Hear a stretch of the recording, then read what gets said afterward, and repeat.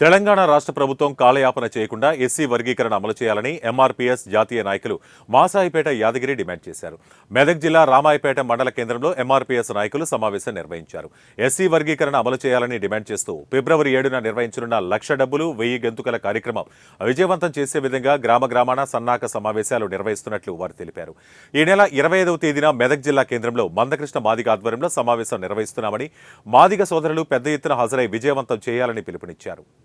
పేరు చెప్పుకున్న సిగ్గుపడ్డ స్థాయి నుంచి ఈ దేశ సర్వోన్నత న్యాయస్థానమైన సుప్రీంకోర్టే ఎస్సీ వర్గీకరణ సమంజసమే, రాష్ట్రాలు చేసుకోవచ్చు అని చెప్పి తీర్పునిచ్చే కాడికి ఈ దేశ ప్రధానమంత్రిని మెప్పించి హైదరాబాద్కు రప్పించిన చరిత్రను ఎంఆర్పీఎస్ మరి నిలబెట్టుకుందనే విషయాన్ని గుర్తు చేస్తూ ఉన్నాం.